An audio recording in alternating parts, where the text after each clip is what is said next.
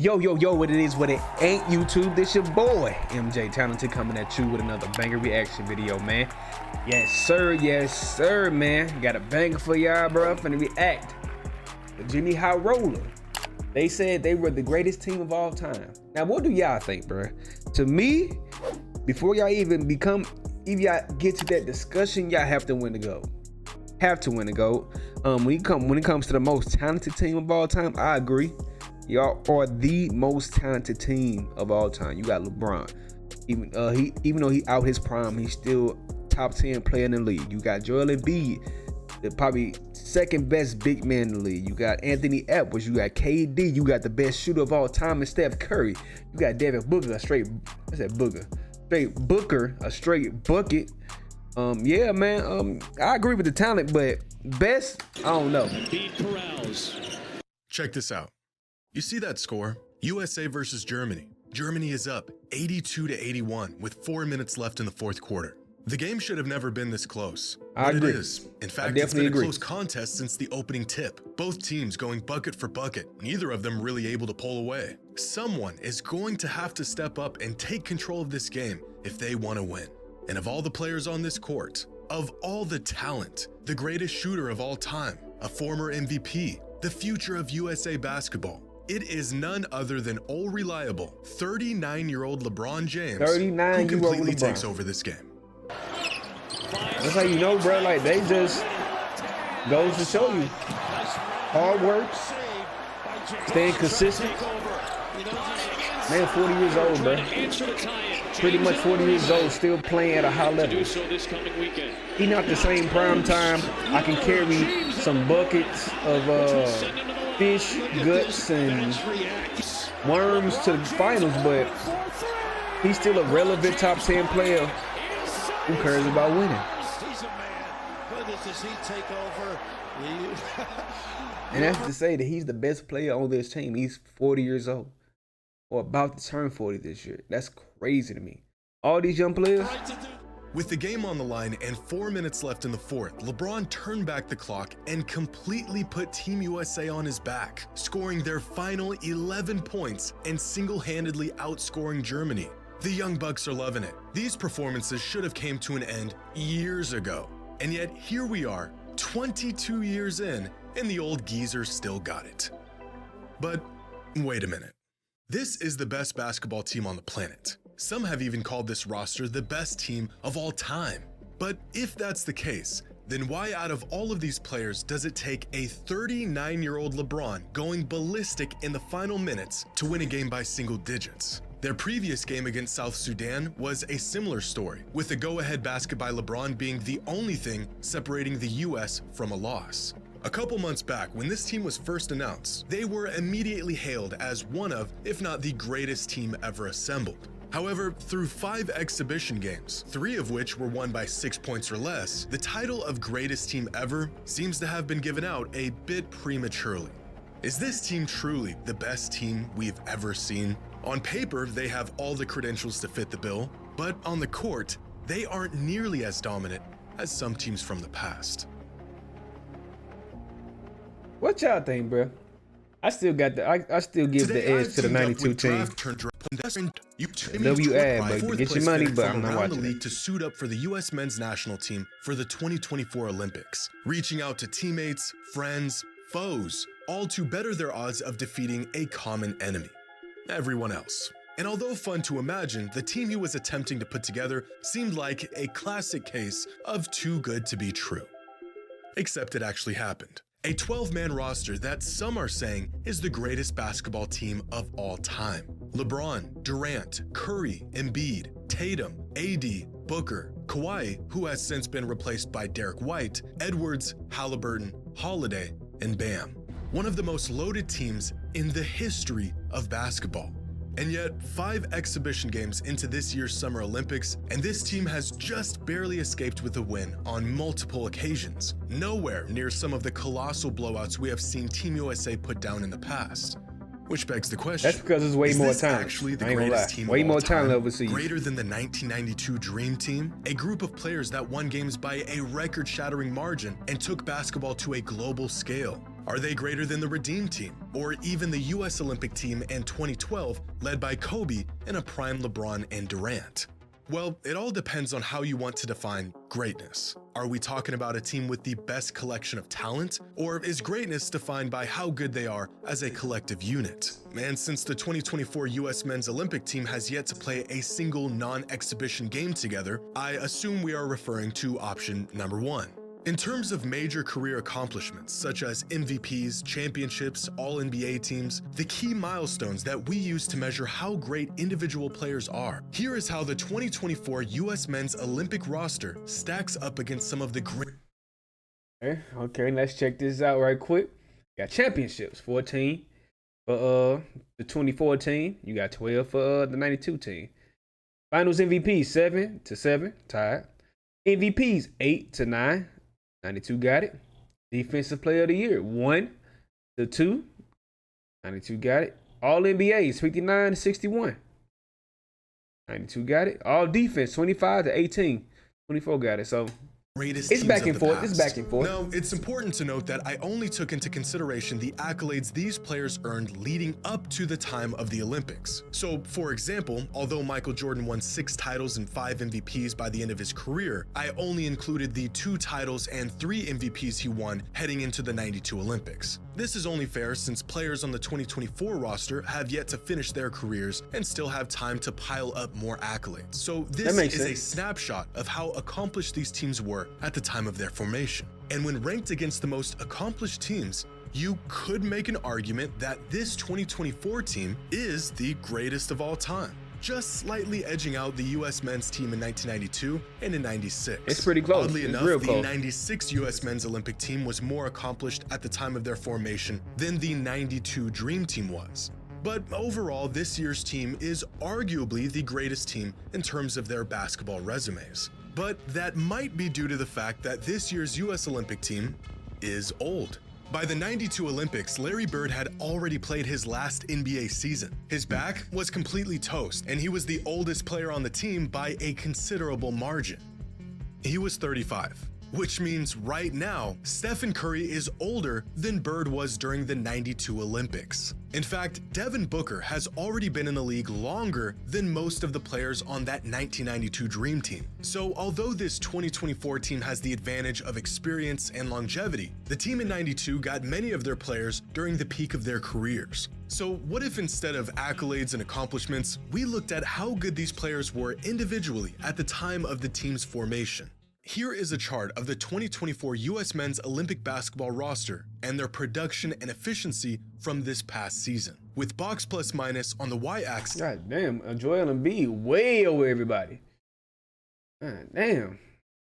And win shares per 48 on the x-axis. Now, a few things jump out here. Tyrese Halliburton has been considered one of the weaker links on this roster, but he was actually one of the better players on this team throughout the regular season. LeBron James is really old and still really good, and Joel Embiid's spot is a quick reminder that if it weren't for a season-ending injury this past year, the man might be a back-to-back MVP right now. And now for some context, here is the 2012 US Olympic team and their advanced numbers in the season leading up to the Olympics. LeBron was the best player on this team, followed by Chris Paul and Kevin Durant. They also had a veteran Kobe Bryant and Olympic Melo. And statistically, you can make an argument that the individual players on this team were better than the players on the 2024 team. The 2008 Redeem Team was relatively young and inexperienced in the international realm, with LeBron James leading the way coming off of his 5th season in the league, a young Chris Paul entering his prime, and MVP Kobe Bryant.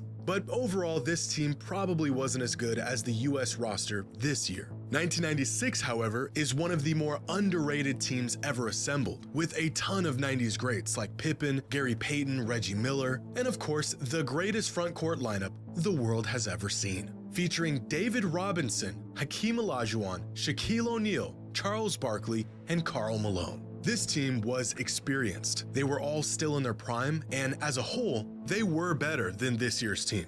Which leads us to the 1992 Dream Team, who are still on a completely different level from any other team before and since their inception. Because here's Michael Jordan, here's David Robinson, Magic Johnson, Drexler, Stockton, Barkley, and the rest of the team. Yeah. And now we have a better picture of just how good this 92 Dream Team was. The 1992 US Men's Olympic team was so good that Anthony Edwards in 2024 was statistically worse than every single player on the 92 Dream Team outside of Christian Laettner, who hadn't even played a single minute in the NBA up to that point. Now, you may be thinking that these stats of the players in 1992 might just be inflated, or possibly a miscalculation. How is there so many all-time great players at their peak in the NBA in 92? And where are all of these players today? Well, they're playing for other countries. Because here's Nikola Jokic, here's Luka Doncic, here's Giannis, and here's Shai Gilgeous-Alexander. So in terms of individual dominance, the 92 Dream Team would be like having this 2024 roster without some of their relatively weaker links and the addition of Luka, Jokic, Giannis, and SGA. That is how good the Dream Team was. And I don't know if we will ever see one single team as good as this 1992 US Men's Olympic team was ever again. In 1992, basketball was a sport dominated almost exclusively by American players. The NBA, and by default the entire world, revolved around players from the US. There was, of course, exceptions to this. Among the elite foreign players of the early 90s were Nigerian-born Hakeem Olajuwon, who ended up playing for Team USA, Patrick Ewing from Jamaica, who also ended up playing for Team USA, Detlef Schrempf from Germany, and Croatian legend Dražan Petrović. But that was about it. The NBA had yet to really pursue basketball on a global scale. The two international teams that were eventually added to the league wouldn't make their debut until 1995. 95% of all NBA prospects were American-born or attending US universities. But as Steve Kerr said after Team USA's loss in last year's FIBA World Cup, this isn't 1992 anymore. Over the last 32 years, the number of foreign-born NBA players has skyrocketed. From 21 foreign-born players, just 5% of all active players in the league in 1992, to 125 foreign-born players throughout the league in 2024, representing nearly a quarter of all active players. Today, when players join international competition, more often than not, they're just playing their NBA teammates in these tournaments. It's a bunch of NBA guys versus a bunch of NBA guys. The 92 Dream Team was and still is the greatest team ever assembled because they were a collection of the best basketball players, not just in the US, but in the entire world at the time. Outside of Hakeem, who was arguably not as good as Ewing or Robinson in 1992, and Isaiah Thomas, who was unjustly snubbed from this team, they couldn't have gotten any better. Now, in the case of this 2024 team, they're great, but they aren't nearly the best possible iteration of what the greatest collection of talent in the entire world would look like today. So not only was the Dream Team the greatest collection of talent in the history of basketball, nearly all of the players on the Dream Team were at the peak of their powers, but they were also eviscerating teams. More legendary than this 92 roster and the dominance of their individual players, the Dream Team was crushing their opponents. In Game 1 of group play, the Dream Team scored 116 points while holding their opponent to just 48. Damn. In the semifinals, the Dream Team beat a really good Lithuania team by 51 points. If you want to know just how outmatched these countries were, look no further than the guy who just threw in the towel and just started snapping pictures of the Dream Team while the game was still going on. And in the gold medal game against a loaded Croatia team featuring 6 NBA players, the Dream Team won by 33 points. Look at this play right here. Gold medal game, the pride of an entire country on the line. Barkley hits Laettner for a 3 and calls it good before he even puts up the shot. These games were never close. In fact, this team wasn't even fair. During the 92 Olympics, the Dream Team had an average margin of victory of nearly 44 points, the largest margin of victory of any men's team at any professional level, and twice the margin Team USA put up in the 2016 and 2020 Olympics. Their average margin of victory this summer has been just 10 points. Granted, they are still making tweaks to their lineups and experimenting with different game plans, so this number will likely change over the course of the Olympics. But through 5 exhibition games, they aren't winning in nearly the same blowout fashion we saw in the past. And this level of dominance that we saw from the Dream Team, the USA men's team in '96, 2008, and even 2012, will more than likely never happen again. In 1992, excluding the US team, the 11 teams that played in the Olympic basketball tournament featured 18 players that were active in the NBA or were in the NBA at one point in their career. In this year's Summer Olympics, the 11 countries outside of the US that are playing in the tournament feature 68 active or former NBA players. Damn. Now, this is an oversimplified That is a big difference, way of though. looking at the caliber That's of these the only teams. Because as we've seen before, against the having the 92 most team. NBA talent on your Y'all ain't roster had that many, does not guarantee US success, US but it players. does show just how much the world has caught up with the US in basketball. The once Y'all ain't had that massive many chasm NBA that players back separated then, USA basketball outside of from y'all the rest team. of the world has been shrinking for over the last decade or so, and is now at a point where many countries can truly contend for a gold medal. As it stands, this 2024 US men's roster may be the greatest team ever assembled in terms of their accomplishments and their legacies and resumes. But when it comes to the sheer dominance they have on the court together and how good each individual player was at the time of the team's formation, the Dream Team is still the best team in the history of basketball. And with the leaps and bounds foreign players continue to make, I don't think we will ever see one single team reach this level of dominance ever again. A team that still remains the gold standard.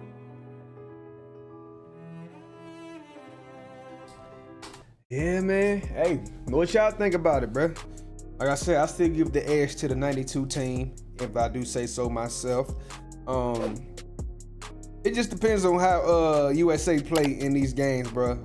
At this moment, as I'm reacting to this video, they're 2-0. They just beat South Sudan today. They beat him by like 20-something points. So if they keep going at this rate, they have a chance to eclipse the 92 team. At this moment right now, the 92 team is the best team of all time. It is what it is. But yeah, man, this is the end of the video, man. Hope you like, comment, and subscribe. Comment down below what you want me to react to next. I'm gonna see y'all next time. Let's get it.